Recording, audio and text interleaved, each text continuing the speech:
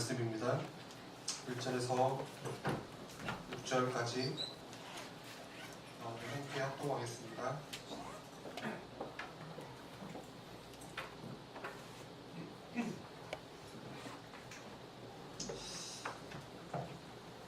함께 읽겠습니다.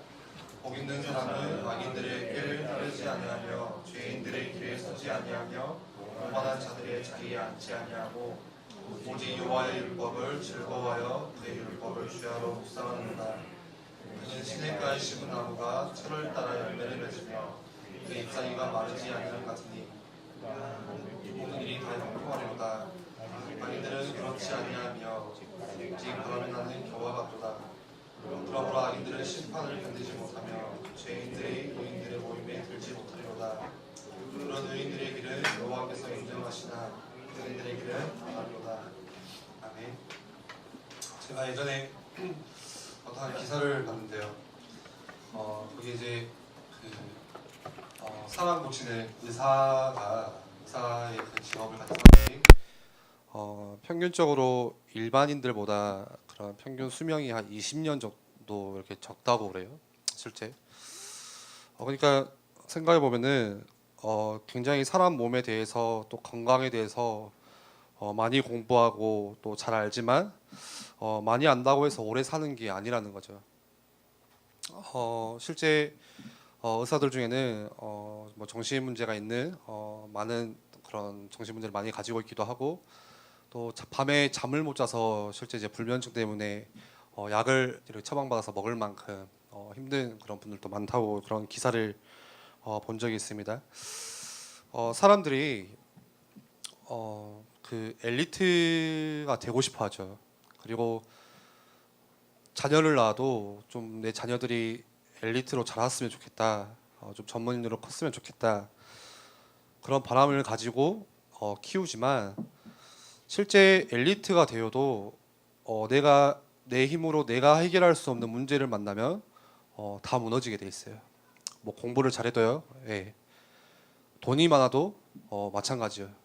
뭐 학위가 많고 굉장히 능력이 있어도 개인이 해결할 수 없는 문제 만나게 되면은 반드시 무너집니다. 우리 주변을 보더라도 또 그리고 여러 가지 지금 뉴스를 보더라도 그런 분들을 많이 볼 수가 있죠.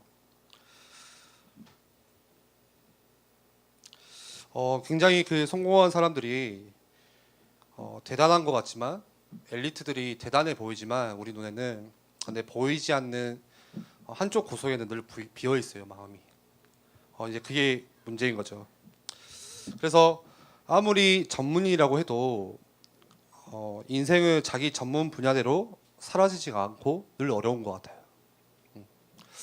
예를 들어서 예전에 그런 뭐 이야기를 들었어요. 자녀 교육에 대해서 굉장히 뛰어난 이런 강사인데 실제 그 사람의 자녀를 보니까 자녀 문제 엄청 심각해요. 예. 뭐 그런 거죠. 내가 아무리 많은 지식을 가지고 있고 어떠한 분야의 전문 분야여도 실제 내 인생은 그렇게 되어지지 않는다는 게 문제인 거죠. 그런데 성공한 사람들 또 엘리트들을 보면은 잘 되고 있을 때 쉽게 말하면 잘 나가고 있을 때 전혀 복음들을 마음의 자세도 안 되어 있어요. 그리고 복음을 아주 우습게 하는 거죠. 그게 이제 우리 인간의 한계인 것 같아요. 생각해보면 내가 잘 나가는데 굳이 하나님을 만날 이유가 없는 거죠. 예. 내 힘이 있는데 굳이 하나님을 찾을 필요가 없는 거예요. 그래서 가만 생각해보면 왜 교회에 어려운 사람들이 많을까?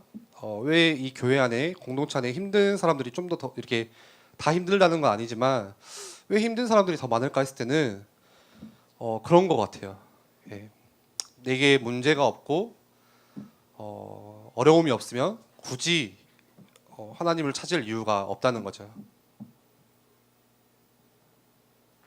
그런데 중요한 사실은 그때가 성공이 아니라 실패라는 거예요. 진짜 실패가 그때라는 거예요. 그런데 또 반대로 아주 다행인 것은 우리 인생이 잘 안 되어질 때가 반드시 와요. 잘 되다가도 안 되어지는 그 순간이 반드시 찾아온다는 사실입니다. 이때가 더 중요하죠. 성공하는 때가 아니 실패하는 때, 잘 안 되어지는 때. 이때 나를 바꿀 수 있고 또 하나님께 엎드릴 수 있는 유일한 시간표가 내게 실패가 왔을 때, 어려움이 왔을 때입니다. 우리에게도 마찬가지로 여러 모양으로 문제와 어려움들이 찾아올 때가 많습니다. 가정의 어려움이 찾아오기도 하고요. 또 내가 하고 있는 학업에도 문제가 오기도 하고, 또 직장이나 사업에도 잘 안 되어지는 그런 순간들, 또 내가 뭔가 계획대로 술술 풀리면 좋겠지만 그런 게 잘 안 되어지는 문제를 만나는 순간들이 반드시 찾아오죠. 근데 이때 더 큰 것은 그 내가 하고 있는 일에 대한 문제가 아니라 그때 함께 찾아오는 마음의 병이라는 거예요. 그때 사람들이 무기력에 빠지기도 하고, 심지어는 크게는 우울증에 빠지기도 하고, 많은 사람들이. 그리고 당연히 마음의 병, 그런 무기력, 우울증이 찾아오면 다음에 오는 것은 당연히 따라옵니다. 이제 몸의 질병이 찾아오는 거죠. 몸이 아픈 거죠.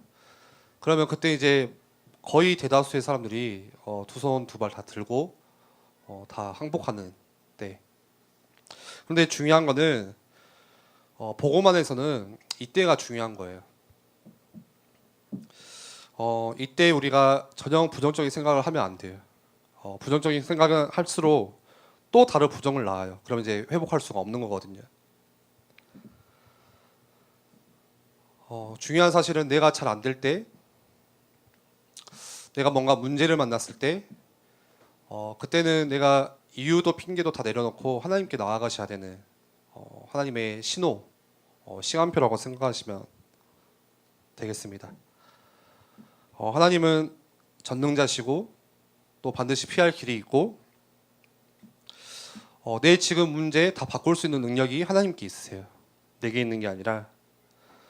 그래서 여러분들이 뭔가 안 되어지고 있을 때 반드시 하나님의 주권을 믿는 믿음, 이거 가지셔야 돼요. 모든 것이 다 하나님의 손 안에 있구나. 하나님의 주권 안에 있구나. 그리고 하나님의 계획 가운데 있구나라는 그 믿음. 그리고 하나님께서 모든 것들을 다 이끌어 가신다는 그 믿음을 반드시 잊어버리시면 안 됩니다. 그리고 이것과 함께 여러분들이 오늘 제목인데, 그 믿음과 함께 더 말씀을 묵상하는 쪽으로 오시면 돼요. 복음이 분명할수록 치유는 빨라집니다. 그리고 복음이 분명하다는 것은 예수 그리스도에 대해서 분명하다는 거예요. 그리스도가 누구신지, 왜 십자가에 죽으셨는지, 그리스도가 어떤 사역들을 하셨는지, 그거를 더 분명하게 안다는 거죠. 그리고 그리스도를 알면 알수록 또 뭐가 보이냐? 반대쪽에 있는 사단의 일도 보여요. 알면 알수록 사단이 어떻게 역사하고 있는지, 실제 눈에 보이지 않지만 그 사단이 어떻게 일하고 있는지, 그것들을 볼 수가 있는 거죠. 우리에게는 이 복음만 분명히 알고 이 복음만 바르게 묵상해도 뭐가 따라오냐? 우리 마음뿐만이 아니라 여러 가지로 치유가 되어집니다. 빠른 치유를 경험할 수가 있죠. 마태복음 5장 4절 말씀에 보시면 예수님께서 산상보훈 그 말씀들을 주시면서 4절에는 이렇게 말씀하세요. 애통하는 자는 복이 있나니 그들이 위로를 받을 것이요. 무슨 말이냐면 우리에게 지금 문제가 찾아오고 실패가 찾아왔다는 것은 반대로 오히려 하나님께서 복을 주시려고 하는 시간표라는 거예요. 하나님의 계획이라는 거예요. 우리는 그거를 잘 못 보죠. 내게 문제가 오면 빨리 이거 문제 해결하려고 발버둥 치고 이 어려움 벗어나고 싶어서 열심히 몸부림치지만, 오히려 하나님 입장에서는 그게 하나님께서 복을 주시려고 하는 시간표라는 거죠. 실제 다윗을 보더라도 진짜 시를 언제 썼냐? 광야에서 썼어요. 광야에서. 예. 예. 광야에서 그 죽음의 위기 가운데 그때 진짜 묵상했던 거죠. 그때 어려움이 찾아오고 문제가 찾아왔지만 그때가 진짜 기회라는 거죠. 그렇다면 우리가 진짜 이 묵상을 회복해야 됩니다. 오늘 말씀의 제목과 같이 내가 묵상의 깊이만큼 회복할 수 있어요. 그리고 내가 묵상의 깊이만큼 치유가 될 수 있어요. 그런데 대부분 사람들이 당장에 문제 만나고 어려움 만나면은 묵상하는 것이 아니라 그거 빨리 해결하려고 사람 찾아가고 방법 찾아가고 발버둥 치게 되는. 그런데 여러분들이 분명한 영적인 사실을 안다면은 내게 문제가 왔을 때 그게 하나님의 계획이구나. 그거를 활용하시면 돼요. 되게 지금 어려움이 왔지만 반대로 그러나 하나님의 계획이 있으니 여러분들이 그거 알고 그것들을 활용해서 묵상하시면 되는 거예요. 하나님의 말씀은 히브리서 4장 12절에 이렇게 나와 있죠. 살아있고 운동력이 있어 좌우의 날선 검보다 예리하다. 그래서 그 살아있고 운동력 있는 그 말씀을 묵상하는 만큼 치유가 되어지는 거예요. 치유는 다른 데서 이루어지는 것이 아니라 하나님 말씀 속에서 살아있는 생명의 말씀 가운데 회복되는 거죠. 그런데 잘 안 되죠. 이 묵상이라는 게 해야지 하는데 또 이렇게 기도해야지 하는데 일주일이 또 이렇게 금방 지나가 버리고 잘 안 될 때가 많아요. 그거는 다름이 아니라 지금 내 마음이 어딘가에 황폐해 있구나 라고 생각하시면 돼요. 내가 왜 기도하려고 하는데 잘 안 될까? 왜 이렇게 묵상하려고 하는데 뭔가 이렇게 잘 안 되어지는 그 마음이 뭘까? 뭔가 어딘가 한 부분이 그게 영적이든 마음이든 생각이든 황폐해 있다는 거예요. 뭔가에 쫓겨 있다는 거예요. 좀 이렇게 잘 우리가 구분할 수 있는 지혜가 필요하겠죠. 저 같은 경우도 예를 들어서 뭔가에 이렇게 사역이나 일을 준비하다 보면은 나는 이거 한다고 하는데 뭐 하나님의 일을 한다고 하는데 실제 이거는 또 안 될 때가 많아요. 그 말은 내가 일을 한다고 하나님의 일을 한다고 하지만 내 마음이 황폐해 있구나. 반대로. 그래서 묵상이 안 되고 있구나 라는 것들을 보게 되죠. 그래서 여러분들이 혹시 지금 내가 어딘가 황폐해 있다면 이거 그냥 두시면 안 돼요. 여러분들이 빨리 바꾸셔야 돼요. 그래서 여러분들이 날마다 묵상하면서 힘을 여기서 다 얻으셔야 돼요. 나만의 각자의 방법으로. 지난주에 청년 수련회 때 이제 잠깐 그런 묵상 이야기도 했었죠. 굉장히 산뜻하게 다가온 게 걸어가면서 통성기도한다. 되게 신선했거든요. 뭐 각자의 방법이 있겠죠. 뭐 메시지 틀어놓고 생각하는 분들도 있을 거고, 저 같은 경우도 이제 걸어가면서 주로 생각하는 것들. 어제도 이제 끌려서 이제 운동장 10바퀴를 돌았는데 제 의지와 상관없이 그러면서 또 이렇게 말씀 들으면서 생각하는 그런 묵상들. 각자의 방법이 있어요. 여러분들이 그거 묵상하면서 다 회복하시고 치유하시고, 혹시 내가 어딘가에 마음이 황폐해 있다면은 또 묵상 통해서 힘을 얻으셔서 넘어설 수 있는 것들이 필요하죠. 사람들이 염려하지 마라, 걱정하지 마라 하는데 사실 우리가 염려 안 한다고 해서 안 할 수 있는 게 아니잖아요. 걱정을 안 해야지 해서 안 하는 게 아니라 실제로는 걱정이 돼요. 염려가 되고. 우리 인간의 생각은 의식이 끼어 있는 한 계속 염려는 찾아와요. 눈 뜨고 있으면은 계속 오는 생각이 염려밖에 없어요. 여러 가지 염려들로 다 찾아오는 거죠. 근데 염려를 안 해야지 해서 하는 게 아니라 다른 거 하셔야 되는 거예요. 내가 걱정을 안 해야지. 걱정은 계속 찾아오는데요. 시리즈별로 계속 찾아와요. 우리 인생 끝까지. 그거 안 해야지 하는 게 아니라 다른 거 하셔야 돼요. 그게 뭐죠? 묵상하는 거. 다른 걸로 바꾸셔야 되는 거예요.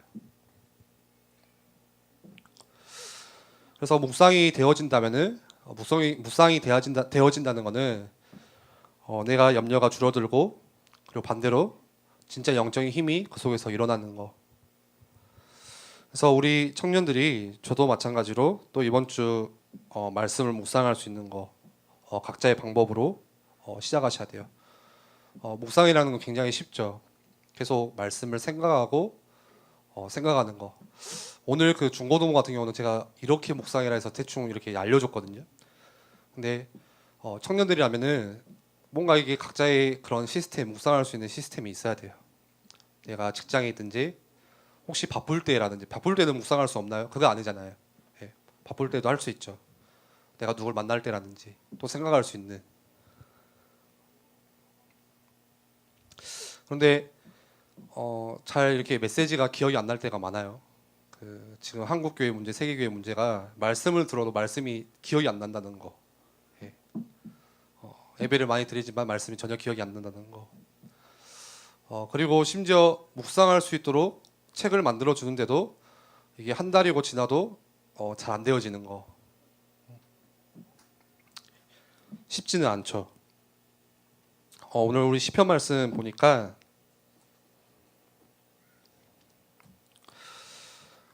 복 있는 사람에 대해서 긴 말이 없어요. 그냥 딱 조건 하나밖에 없어요. 그의 율법을 주야로 묵상하는 자, 그 사람에게 복이 있다고 말씀하세요. 세상 사람들로 할 것 같으면 절대 이해할 수 없는 이야기죠. 내가 복을 열심히 해야 얻을 수 있는 것이 아니라 하나님께서는 주의 말씀을 즐거워하여서 주야로 묵상하는 자에게 복을 주시겠다고 말씀하세요. 그래서 다시 생각하면 복이 다른 데서 오는 거죠. 내 열심과 노력과 상관없이. 그렇다면 그 말은 반대로 그 맘대로 그냥 내 맘대로 살아라 그 말이 아니잖아요. 진짜 복은 누가 주신다는 거죠? 하나님께서 묵상할 때 주의 말씀을, 그의 율법을. 지금 우리가 살아가는 지금 이 세상의 한 가지 특징이 뭐가 있을까요? 저는 그거라고 생각해요. 점점 사색이 없어지는 거. 생각을 안 한다는 거예요, 사람들이. 그래서 왜 그런가 보니까 간단해요. 생각할 시간을 안 주기 때문에. 우리가 맨날 핸드폰하고, 걸어가면서도 핸드폰하고, 누워서도 핸드폰하고, 자면서도 핸드폰하고, 또 일어나서 핸드폰하고, 계속 뭔가를 보고 접하니까 실제 내가 그거를 여유롭게 뭔가를 생각할 수 있는, 사색할 수 있는 시간이 내게 없는 거죠. 그런데 어떤 책에 보니까 지금 세상을 바꿀 수 있는 길은 아주 간단하대요. 사색할 수 있는 사람 한 명만 나오면 된다고 그래요. 그만큼 내가 생각하는 그 시간이 중요하다는 거겠죠. 여러분들이 우리가 조금만 이때 묵상이 되어진다면 굉장히 커 보이는 그 세상도 살릴 수 있는 그 힘도 하나님께서 주시는 거죠. 말씀을 정리하겠습니다. 계속 다음 주 좀 치유에 대해서 말씀을 나눌 건데 실제 치유라는 게 뭔가 굉장히 큰 뭐 영적인 질병, 육신적인 질병을 만나서 치유가 필요한 거 그게 아닌 것 같아요. 저에게도 역시 치유가 필요하고요. 분명히 어딘가에 마음이 황폐해진 부분들이 반드시 있고요. 그리고 얼마나 저는 이제 생각하면 생각할수록 내가 진짜 나밖에 모르는 거 그 생각이 정말 강하게 들어요. 나중심 그렇게 이야기를 해도 또 나중심으로 살아가는 내 모습들, 하나님 중심이 아닌. 그래서 요즘 많이 고민해요. 이거를 도대체 어떻게 바꿀 수 있을까? 어떻게 내가 정말 좀 이렇게 깨어서 의식하면서 좀 이 부분들을 정말 응답받고 회복할 수 있을까라는 부분들. 마찬가지로 우리에게 다 치유가 필요한 그리고 우리가 또 나아가는 그 현장 세상 앞에 정말 참된 치유가 필요한 시간표가 지금 계속 오고 있죠. 그래서 오늘은 첫 번째로 치유라는 것이 하나님 말씀에서 온다는 거, 그리고 그 말씀을 묵상할 때 진정한 치유가 시작된다는 거, 여러분들이 기억하셨으면 좋겠습니다. 우리 같이 기도하겠습니다.